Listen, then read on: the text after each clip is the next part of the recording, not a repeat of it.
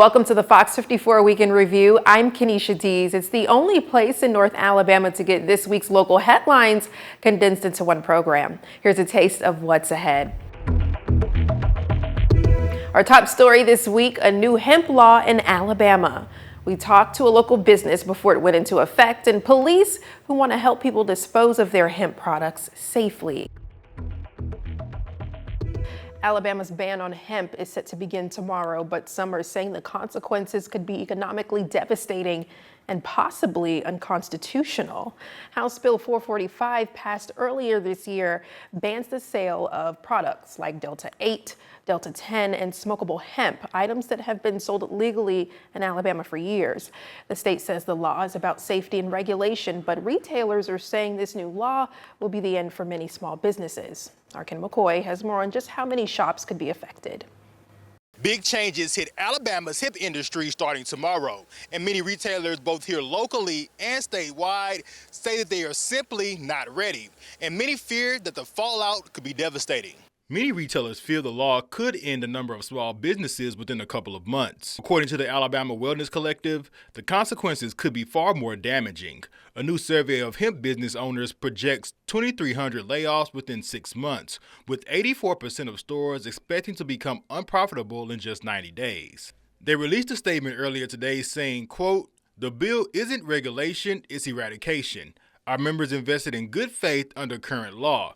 Now they're being told their livelihoods are illegal overnight." But local retailers argue the law ignores real-world benefits and places non-lethal products under the same regulatory umbrella as tobacco and alcohol. We're going to have the ABC board, with all due respect to those folks, but we're having a board who regulates things that kill people. Alcohol, thousands of deaths a year. Tobacco, thousands of deaths a year, and I think it's wrong. Store owners may be forced to write off nearly $100 million in unsellable inventory, while the state could lose more than $36 million in sales tax revenue each year, with some stores considering relocating, leaving consumers to look for alternative access. All they're going to be doing is driving people more to the black market, or they're going to start finding more things that are laced. So I think this is going to have unintended consequences that they're not aware of. And on Friday, 4 hemp companies filed suit against Governor Kay Ivey and Attorney General Steve Marshall, arguing the new law is unconstitutional. That lawsuit is now working its way through the courts as the new law is scheduled to take effect July 1st. In Huntsville, Ken McCoy, Fox 54 News. And this just in, the lawsuit's request for a temporary restraining order was denied by a judge today. He did, however, tell the attorneys on both sides he would help craft an order addressing their shipping concerns. Alabama House Bill 445 went into effect just days ago. The new legislation bans several hemp products in the state. Fox 54's Gabe Glassman sat down with one local police department who's working with residents and businesses to get those products off the streets. Alabama House Bill 445 took effect earlier this week, and it banned several hemp products in the process. But now the Athens Police Department is working with people to give them a proper disposing opportunity of those now illegal products. People can now bring their smokable hemp products, including those with Delta 8, Delta 9, and Delta 10, to the Athens Police Department to properly dispose of them. They're not only working with residents who may have purchased products, but they're also working with local business owners who sold these products before they were deemed illegal. When we went to the stores, we actually offered to take possession of it for them, so we'd come to their stores and pick it up for them and get rid of it for them. But if they were to just drive it up here, let us know if they're coming with it, that'd be fine. I mean, the main thing is just to get rid of the product and get it out of Alabama. Under this new legislation, if you're caught with any of these illegal hemp products, you could face felony charges as a result. In Athens, Gabe Glassman, Fox 54 News. Yeah, and if caught with these products on hand, Athens Police says that you can face fines or seizure of the product in addition to the felony charges that Gabe just mentioned. Next up are stories about very different animals, concerns for beekeepers in the Tennessee Valley, what you need to know about snakes this summer when you're outdoors, and how you can help Huntsville Animal Services with overcrowding. To be or not to be? That's the question tonight after a report came out of South Alabama confirming invasive Africanized honeybees. Local beekeepers concerned because they want to keep their hives free from aggressive genes. According to the State Department of Agriculture and Industries, there's no reason for public concern about the defensive insects for now. Fox 54's Caleb Aguayo takes us to meet a local beekeeper and shows us how it might become an issue in the future for local bee populations. I'm here at Blossomwood Honey with Mr. Bill Elliott. He keeps Western or European honeybees, the kind you see on the flowers in your yard. However, the concern for beekeepers like him is the rise of invasive Africanized bees here in the state. So, Mr. Elliott, how are Africanized bees any different from the ones behind us, these European bees here? Well, the Africanized bees are quite a bit more defensive than my bees. As we were down looking at them earlier, they didn't come out to bother us at all. The Africanized bees are much more defensive, and they will come out several at a time, if not 10 or 20 of them, to run us away. And that's the kind of behavior that I don't want with my bees here. So we are concerned, and the state is watching to see if Africanized honeybees are moving into the state, and so far there's just been some spotty reports, so we keep an eye on it. Why remove them? What's the concern there? Well, there's a lot of concern. One, you want to get rid of those particular bees, and the other reason for needing to remove all of the honey and the comb and the brood that's in there is that becomes a magnet, if you will, for other pests to come in and start to create a problem inside your wall. The main concern, genetics. If Africanized bees are in your area, your queen might mate with the Africanized population. All of her offspring with that mate will carry the defensive traits that make Africanized bees undesirable. But Allison Schabel with Alabama Extension says, don't panic. They're not everywhere, and the average person won't run into a hive while going about their business. Really, in Alabama, there have been very minimal detections of those Africanized honeybees. You can count on one hand the number of cases in the last 5 years. And so I really don't think it's anything to worry about for the average person. The average person in Alabama is going to come across just the regular honeybee. They're not going to come across an Africanized honeybee. Even if you do happen to spot a potential hive, you won't know for sure whether they're European or Africanized just by looking at them. Aside from their behavior, it requires a DNA test to tell them apart. There was a recent report of Africanized bees in South Alabama. Currently, it's a future concern for beekeepers here in the north side of the state. However, the state is reminding beekeepers to be alert and report back with any possible colonies they might suspect. In Huntsville, I'm Caleb Aguayo, Fox 54 News. According to Elliott, there are traps to keep the small pockets of Africanized bees from spreading too quickly across the state. The Department of Agriculture and Industries are actively working with beekeepers and entomologists to identify and eradicate those pockets. We're in the dog days of summer, and you might be outdoors for yard work or hiking, but the outdoors is also home to some slithering critters in the Tennessee Valley, both venomous and non-venomous. We have quite a few different venomous snake species you should keep an eye out for. This includes the eastern copperhead, the timer rattlesnake, and the cottonmouth. This Wellness Wednesday, we learned it doesn't mean all snakes you come across should be treated as deadly.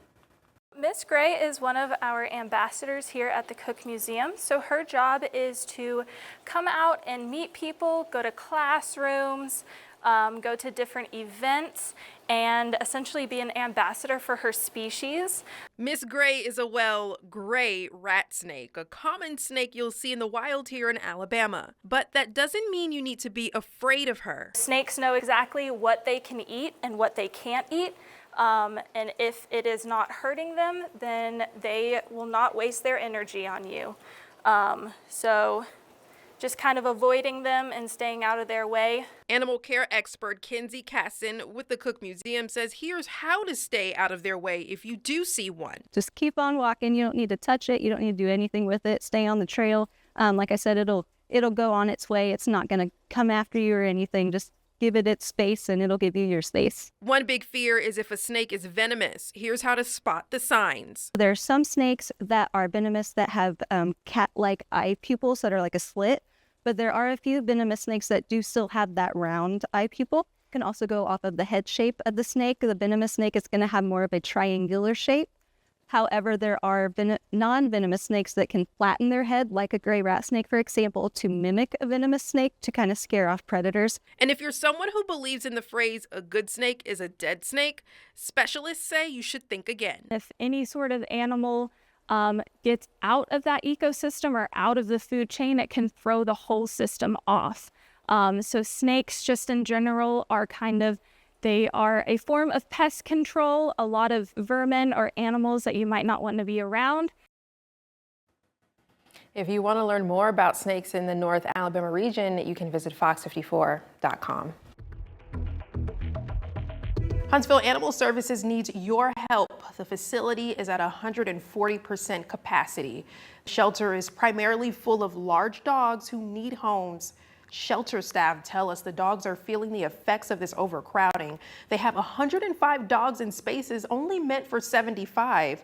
After their announcement yesterday, 3 dogs were adopted, 4 reunited with their families, and 5 were transferred to rescue partners. But 18 more dogs have arrived just today. A lot of these dogs don't come in with a lot of backstory, so unfortunately we don't know a lot of what to tell people about them. So if you can take a dog home for just a couple days or a week or so and give us some information about how they do on a leash, how they do with other animals in your house, how they do with kids, how they do with meeting strangers, it really helps us be able to put them in the correct homes and in a more permanent adoptive situation. Yes, and if you'd like to adopt or just foster for a little while, they're asking for all the help they can get. They definitely need it. Information about how to help is on FOX54.com. And we have a good Fox 54 traffic impact alert for you. Wilson Lock reopened ahead of schedule, speeding up traffic along the Tennessee River. Our Caleb Aguayo shows us how it happened. A pathway for cargo now open after its chamber cracked, forcing it to shut down for 9 months to undergo structural repairs. We're talking about the Wilson Lock in Florence. Most of the repairs located near the bottom of the gate, where hundreds of tons of water pressure are at its greatest. It was all because of cracking in the steel structure that acts like a hinge for the nearly 100-foot gate. Fox 54's Caleb Aguayo takes us to the lock to see how it's holding up. Wilson Lock is officially finished and opened back up to commercial and recreational boats. It comes after over 9 months of repairs to the main lock's gate hinge or the pintle. Officials describe the timeline as a quick turnaround for the amount of work that went into the project. It took dozens of people, a repair fleet, consultations with other locks, and being made a top priority for the Army Corps of Engineers. It was a big pack on industry, and so we tried to keep industry flowing, and we understood that the ox really slowed down the progression of barges up and downstream.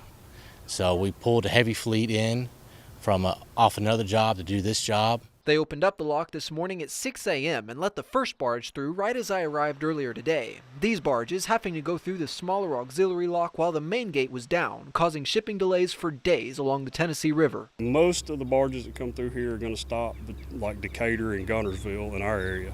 But Chattanooga, Knoxville, and then points in between gets product also. Lockmaster Brian Brewer says they've tried to work with shipping companies to make the closure as seamless as possible. It'll save them from experiencing shutdowns, and that's one thing we've tried to avoid. We've had a priority committee in place, so there has been times where boats would come up, plants would get to the point where they needed their product, and we would run them through quicker by giving them a priority lockage. That's worked out really well. We've tried to avoid shutdowns at all costs because, we all know people that work at these plants, and we don't want them to be laid off or lose their jobs. Now, after the repair, it'll take hours instead of days to get through Wilson Lock. Unless they have problems in the meantime, they plan to check on their work in about 2 years to see how the repairs are holding up. In Florence, I'm Caleb Aguayo, Fox 54 News. Most of the repairs located near the bottom of the gate where hundreds of tons of water pressure are at its greatest. And we are expecting the closure to happen again in about 2 weeks. And excuse us for a moment, we're expecting it to happen again for 2 weeks while they install a guard wall next to the locking chamber. It's been a busy week in Huntsville. Protesters and supporters made their voices heard as a controversial figure made her way to the Rocket City. Huntsville City Schools showed its capital plan progress, and United Way announced its plans to help residents most in need. Hundreds of protesters gathered in Huntsville tonight, marching to Stove House to oppose a fundraiser featuring Congresswoman Marjorie Taylor Greene. The event, hosted by Moms for Liberty, sparked strong reactions from community members. Fox 54's Caleb Aguayo takes us to the scene inside and outside the event. A couple hundred people here behind me protesting Republican politician Marjorie Taylor Greene. I'm going to step out of frame and show you what I'm seeing. She's set to speak here at Stovehouse tonight, but demonstrators marched here about a block from Straight to Ale to speak out against her policies as part of Trump's presidential administration. These protesters say she's not welcome in Huntsville. The people, Americans, are not here for the policies that the Trump administration is pushing. We're not here for war with Iran. We're not here for our neighbors being abducted by secret police. We're fed up and we're standing up, and we are demanding that our representatives stand up as well, and that we put an end to this fascism slide. Silence gives consent. People sitting on the sideline, people would say, well, I guess they are perfectly happy with Moms for Liberty and Marjorie Taylor Greene. I think she is really talking about things that are a threat to the American constitutional republic. I think this is a threat to our way of life and not simply a political disagreement between conservatives and liberals. These are the kind of things that we need to stand up against. It's so nice to see a large group of people get together like this. You know, we have African Americans, we have Caucasians, we have gays, we have straights. We have people that just love President Trump, conservative politics. They're here to see the Congresswoman Marjorie Taylor Greene. And, you know, right outside there's a protest. That is democracy, when people can be outside and sharing their opinions, and people can be in here in the event that they paid for to attend and share their opinions. If I were to step outside and talk to them right now, I would say, I admire you for your protest, but I also encourage you to get involved in your local Democratic chapter. Fox 54 was not permitted to record the address itself. We were told that that was a decision made by Congresswoman Greene and North Alabama Congressman Dale Strong. We can report a couple hundred people were intended for the event. As for the protest, it moved back to Campus 805 after police notified protesters that they were intruding on private property. Bulldozers, blueprints, and big goals. Huntsville City Schools is kicking off the school year with construction crews, new classrooms, and a vision for the future. The district is officially 1 year into a massive 10-year, $600 million capital plan, one that's already changing the landscape of education across the city. From new STEM labs to modern athletic fields, school leaders say it's the beginning of a decade of transformation. And our Ken McCoy has more on where the district is with key projects. At the intersection of Memorial Parkway and Max Luther Drive, signs of progress are impossible to miss. It's very exciting across the city of Huntsville to see a lot of these projects and facilities updates really coming to life. The brand new Huntsville Center for Technology and Central Office are now open, serving both district leadership and students exploring career technical pathways. It's a very exciting facility, and we're very excited to be welcoming students here this upcoming August in the Career Tech Center. It's one of the most visible hallmarks of the capital plan. Craig Williams with Huntsville City Schools says one of the plan's biggest priorities is expanding STEM education. The Columbia Innovation Center, nearing completion, will offer students new opportunities in science and technology. They transformed the Library Media Center area into this new Innovation Center. That's where students can engage in STEM activities, they can do podcasting, and they can really bring their entrepreneurial visions and partner with the businesses out in Research Park to make many of their high school projects a reality. The plan also includes major athletic improvements like brand new turf fields for baseball and softball at Lee and Huntsville High, and more projects are in the pipeline. Construction is underway on new classrooms at Goldsmith Schiffman Elementary and Hampton Cove Middle. Outdated pod-style gyms are being phased out, and cafeteria expansions at Grissom and Columbia High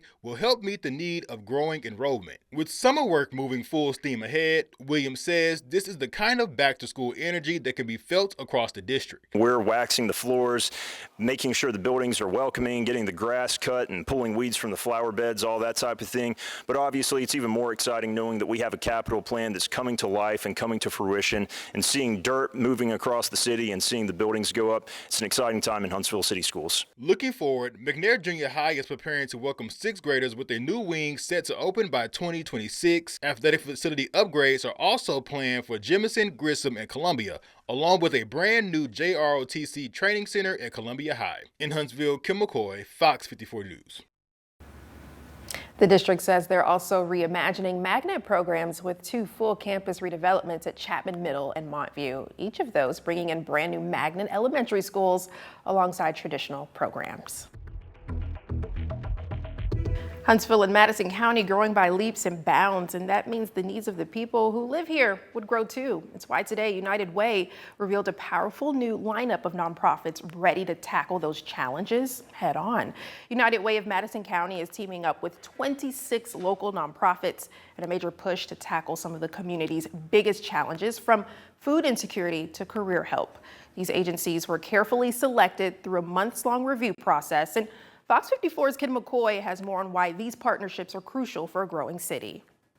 They're the new front line of change. 26 nonprofit agencies, now officially partnered with the United Way of Madison County, are being called on to handle some of the area's biggest challenges head on. From mentoring youth to building healthier neighborhoods to helping families find financial footing, these organizations represent the heart of local service. We're so excited about this partnership moving forward. An opportunity for us to be able to convene partner agencies, but also to really make a significant impact across our entire county. The selection wasn't random. A 4-month review guided by more than 50 community volunteers followed a deep dive into the area's greatest needs: housing, access, equity, and more. We're able to really get feedback from the community and find out what is important in the following areas: healthy communities, financial resiliency and stability, and youth development.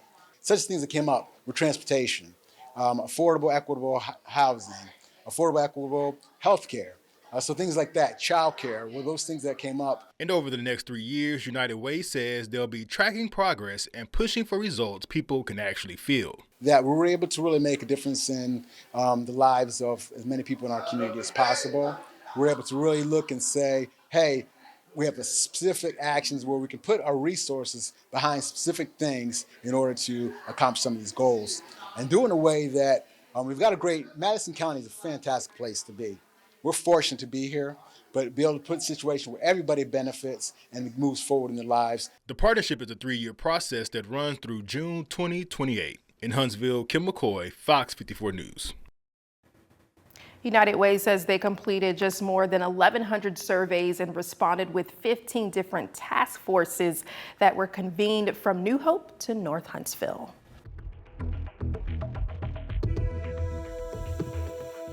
Huntsville's Pride March kicked off earlier this morning while it was still sunny outside. Now, rain or shine, they're here at Butler Green for a festival. Why? Yesterday was the 56th anniversary of the Stonewall riots. All those years later, members of the LGBT+ community and their allies are standing up to remember the fight it's taken to get our country to where it is today. Even then, some say it's not enough in the face of today's political climate. I feel like we're moving backward at a national level. It makes it all the more important to get out here and raise awareness. It's about raising awareness too. I think a lot of people who have hateful feelings or have aggressively not understanding, is kind of how I call it sometimes. They just don't get what LGBTQ+ people are about. They seem alien to them. Williams says everyone wants many of the same things. He adds making people aware of that fact is the most important part of the march. They're just like us. They want to live their lives and be happy and life, liberty, and the pursuit of happiness. And I think that raising awareness and raising that education is one of the most critical things that awareness events like this, pride events like this, accomplish. Organizers say support and inclusivity aren't just federal. They go all the way down to local leaders and their policies. It's a progression, and we need to continue to push forward even though some things are pushing us backwards. And if we have the city behind us, if we have important people in this area behind us, then we can push through those walls and get that much closer to making equality there again like it was a few years ago. Attendees, members of the community, and their allies say the fight never stops. I'm not gay, but I got family members who are gay, and I'm not gonna just be quiet while some things in the political climate are not so good for gay people, because it may not affect me, but it affects them, and I really care about these people, you know? It's just important to show, I feel locally, like we're here, like even in the South, even places you don't think us, we're here, we're existing. We're not going to go away, even if you try. Almost 500 people came out today to share that message. In Huntsville, I'm Caleb Aguayo, Fox 54 News.